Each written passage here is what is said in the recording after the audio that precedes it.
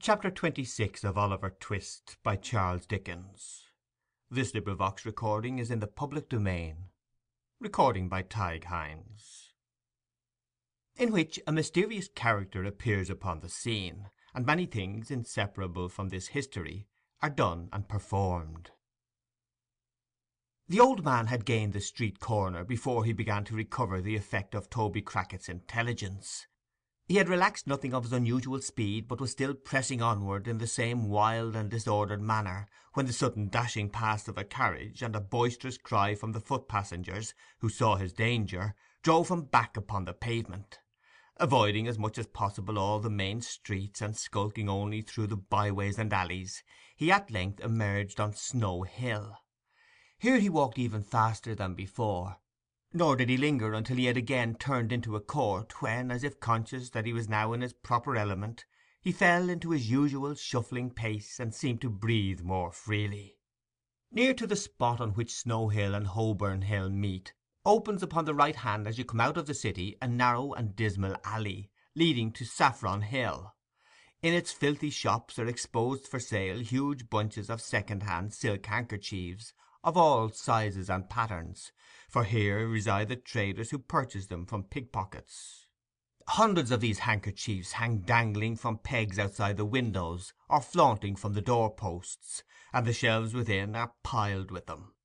Confined as the limits of Field Lane are, it has its barber, its coffee-shop, its beer-shop, and its fried-fish warehouse. It is a commercial colony of itself, the emporium of petty larceny, visited at early morning and setting in of dusk by silent merchants who traffic in dark back parlours, and who go as strangely as they come. Here the clothesman, the shoe vamper, and the rag merchant display their goods as signboards to the petty thief. Here stores of old iron and bones, and heaps of mildewy fragments of woollen stuff and linen, rust and rot in the grimy cellars. It was into this place that the Jew turned. He was well known to the sallow denizens of the lane, for such of them as were on the look-out to buy or sell nodded familiarly as he passed along. He replied to their salutations in the same way, but bestowed no closer recognition until he reached the further end of the alley, when he stopped to address a salesman of small stature, who had squeezed as much of his person into a child's chair as the chair would hold, and was smoking a pipe at his warehouse door. "Why, the sight of you, Mr. Fagin, would cure the hop to me," said this respectable trader, in acknowledgment of the Jew's inquiry after his health. "The neighbourhood was a little too hot lively," said Fagin, elevating his eyebrows, and crossing his hands upon his shoulders. "Well, I've heard that complained of once or twice before," replied the trader, "but it soon cools down again. Don't you find it so?" Fagin nodded in the affirmative. Pointing in the direction of Saffron Hill, he inquired whether any one was up yonder to-night. "At the Cripples?" inquired the man. The Jew nodded. "Let me see," pursued the merchant, reflecting. "Yes, there are some half-dozen of them gone in that I knows. I don't think your friend's there." "Sikes is not, I suppose?" inquired the Jew, with a disappointed countenance. "Non ist twentus, as the lawyers say," replied the little man, shaking his head and looking amazingly shy. "Have you got anything in my line to-night?" "Nothing to-night," said the Jew, turning away. "Are you going up to the Cripples, Fagin?" cried the little man, calling after him. "Stop, I don't mind if I have a drop there with you." But as the Jew, looking back, waved his hand to intimate that he preferred being alone, and moreover, as the little man could not very easily disengage himself from the chair, the sign of the Cripples was, for a time, bereft of the advantage of Mr. Lively's presence. By the time he had got upon his legs the Jew had disappeared, so Mr. Lively, after ineffectually standing on tiptoe, in the hope of catching sight of him, again forced himself into the little chair, and exchanging a shake of the head with a lady in the opposite shop, in which doubt and mistrust were plainly mingled, resumed his pipe with grave demeanour. The Three Cripples, or rather the Cripples, which was the sign by which the establishment was familiarly known to its patrons, was the public house in which Mr. Sikes and his dog have already figured. Merely making a sign to a man at the bar, Fagin walked straight upstairs, and opening the door of a room, and softly insinuating himself into the chamber, looked anxiously about, shading his eyes with his hand as if in search for some particular person. The room was illuminated by two gas lights, the glare of which was prevented by the barred shutters and closely drawn curtains of faded red from being visible outside. The ceiling was blackened to prevent its colour from being injured by the flaring of the lamps, and the place was so full of dense tobacco smoke that at first it was scarcely possible to discern anything more. By degrees, however, as some of it cleared away through the open door, an assemblage of heads, as confused as the noises that greeted the ear, might be made out, and as the eye grew more accustomed to the scene, the spectator gradually became aware of the presence of a numerous company, male and female, crowded round a long table, at the upper end of which sat a chairman with a hammer of office in his hand, while a professional gentleman with a bluish nose, and his face tied up for the benefit of a toothache, presided at a jingling piano in a remote corner. As Fagin stepped softly in, the professional gentleman, running over the keys by way of prelude, occasioned a general cry of order for a song, which having subsided, a young lady proceeded to entertain the company with a ballad in 4 verses, between each of which the accompanist played the melody all through as loud as he could. When this was over, the chairman gave a sentiment, after which the professional gentleman on the chairman's right and left volunteered a duet, and sang it with great applause. It was curious to observe some faces which stood out prominently from among the group. There was the chairman himself, the landlord of the house, a coarse, rough, heavy-built fellow, who, while the songs were proceeding, rolled his eyes hither and thither, and seeming to give himself up to joviality, had an eye for everything that was done, and an ear for everything that was said, and sharp ones too.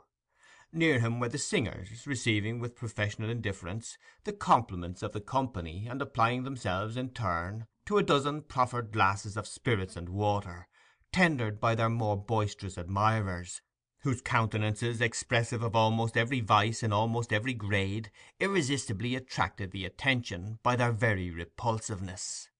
Cunning, ferocity, and drunkenness in all its stages were there in their strongest aspect, and women, some with the last lingering tinge of their early freshness almost fading as you looked, others with every mark and stamp of their sex utterly beaten out, and presenting but one loathsome blank of profligacy and crime, some mere girls, others but young women, and none past the prime of life, formed the darkest and saddest portion of this dreary picture.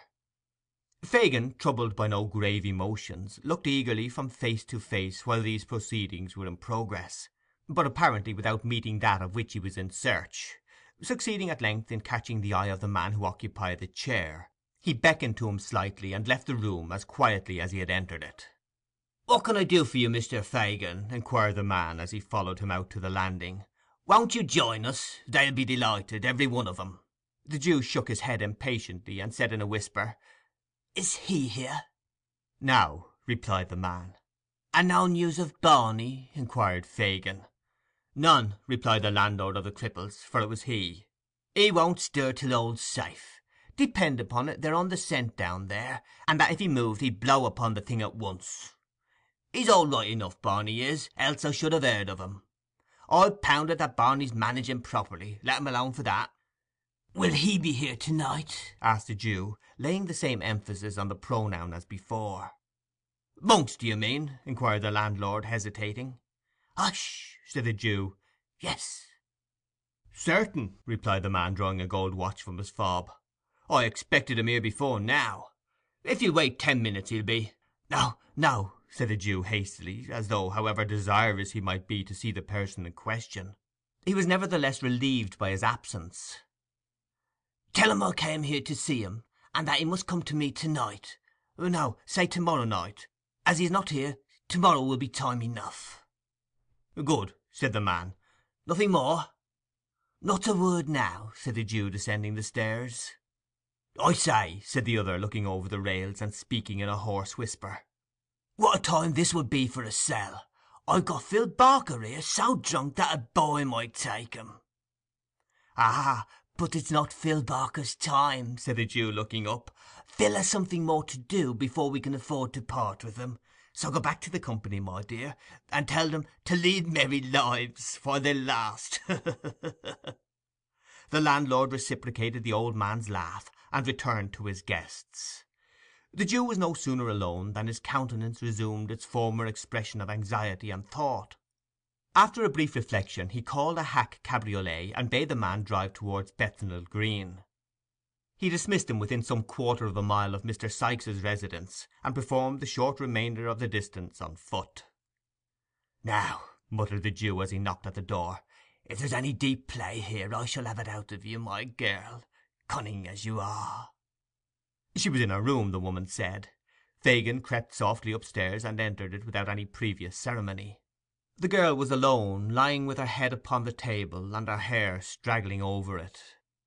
"She has been drinking," thought the Jew coolly, "or perhaps she's only miserable." The old man turned to close the door as he made this reflection. The noise thus occasioned roused the girl. She eyed his crafty face narrowly as she inquired to his recital of Toby Crackett's story. When it was concluded she sank into her former attitude, but spoke not a word. She pushed the candle impatiently away, and once or twice, as she feverishly changed her position, shuffled her feet upon the ground, but this was all. During the silence the Jew looked restlessly about the room, as if to assure himself that there were no appearances of Sikes having covertly returned. Apparently satisfied with his inspection, he coughed twice or thrice, and made as many efforts to open a conversation, but the girl heeded him no more than if he had been made of stone. At length he made another attempt, and rubbing his hands together, said in his most conciliatory tone, "And where should you think Bill was now, my dear?" The girl moaned out some half-intelligible reply that she could not tell, and seemed from the smothered noise that escaped her to be crying. "And the boy too," said the Jew, straining his eyes to catch a glimpse of her face. "Poor little child, left in a ditch, Nance, only think." "The child," said the girl, suddenly looking up, "is better where he is than among us, and if no harm comes to Bill from it, I hope he lies dead in the ditch, and that his young bones may rot there." "What!" cried the Jew in amazement. "Aye, I do," returned the girl, meeting his gaze. "I shall be glad to have him away from my eyes, and to know that the worst is over. I can't bear to have him about me. The sight of him turns me against myself and all of you." "Pooh!" said the Jew scornfully. "You're drunk." "Am I?" cried the girl bitterly. "It's no fault of yours if I am not. You'd never have me anything else if you had your will, except now the humour doesn't suit you, doesn't it?" "No," rejoined the Jew furiously, "it does not." "Change it, then," responded the girl with a laugh. "Change it!" exclaimed the Jew, exasperated beyond all bounds by his companion's unexpected obstinacy, and the vexation of the night. "I will change it. Listen to me, you drab. Listen to me, who with 6 words can strangle Sikes as surely as if I had his bull's throat between my fingers now. If he comes back and leaves the boy behind him, if he gets off free, and dead or alive fails to restore him to me, murder him yourself if you would have him escape Jack Ketch, and do it the moment he sets foot in this room, or on me it will be too late." "What is all this?" cried the girl involuntarily. "What is it?" pursued Fagin, mad with rage. "When the boy's worth hundreds of pounds to me, am I to lose what chance threw me in the way of getting safely, through the whims of a drunken gang that I could whistle away the lives of? And me bound too to a born devil that only wants the will, and has the power to— Panting for breath, the old man stammered for a word, and in that instant checked the torrent of his wrath, and changed his whole demeanour. A moment before his clenched hands had grasped the air, his eyes had dilated, and his face grown livid with passion, but now he shrunk into a chair, and cowering together, trembled with the apprehension of having himself disclosed some hidden villainy. After a short silence he ventured to look round at his companion. He appeared somewhat reassured on beholding her in the same listless attitude from which he had first roused her. "Nancy, dear," croaked the Jew in his usual voice, "do you mind me, dear?" "Don't worry me now, Fagin," replied the girl, raising her head languidly. "If Bill has not done it this time, he will another. He has done many a good job for you, and will do many more when he can, and when he can't, he won't, so no more about that." "Regarding this boy, my dear," said the Jew, rubbing the palms of his hands nervously together. "The boy must take his chance with the rest," interrupted Nancy hastily. "And I say again, I hope he's dead, and out of harm's way, and out of yours, that is, if Bill comes to no harm. And if Toby's got clear off, Bill's pretty sure to be safe, for Bill's worth 2 of Toby any time." "And about what I was saying, my dear," observed the Jew, keeping his glistening eye steadily upon her. "You must say it all over again, if it's anything you want me to do," rejoined Nancy; "and if it is, you had better wait till to-morrow. You put me up for a minute, but now I'm stupid again." Fagin put several other questions, all with the same drift of ascertaining whether the girl had profited by his unguarded hints; but she answered them so readily, and was withal so utterly unmoved by his searching looks, that his original impression of her being more than a trifle in liquor was confirmed. Nancy, indeed, was not exempt from a failing which was very common among the Jew's female pupils, and in which, in their tenderer years, they were rather encouraged than checked. Her disordered appearance, and the wholesale perfume of Geneva which pervaded the apartment, afforded strong confirmatory evidence of the justice of the Jew's supposition; and when, after indulging in the temporary display of violence above described, she subsided first into dulness and afterwards into a compound of feelings, under the influence of which she shed tears one minute, and the next gave utterance to various exclamations of "Never say die," and diverse calculations as to what be the amount of the odds so long as a lady or gentleman was happy, Mr. Fagin, who had had considerable experience of such matters in his time, saw with great satisfaction that she was very far gone indeed. Having eased his mind by this discovery, and having accomplished his twofold object of imparting to the girl what he had that night heard, and of ascertaining with his own eyes that Sikes had not returned, Mr. Fagin again turned his face homeward, leaving his young friend asleep with her head upon the table. It was within an hour of midnight. The weather being dark and piercing cold, he had no great temptation to loiter. The sharp wind that scoured the streets seemed to have cleared them of passengers as of dust and mud, for few people were abroad, and they were, to all appearance, hastening fast home.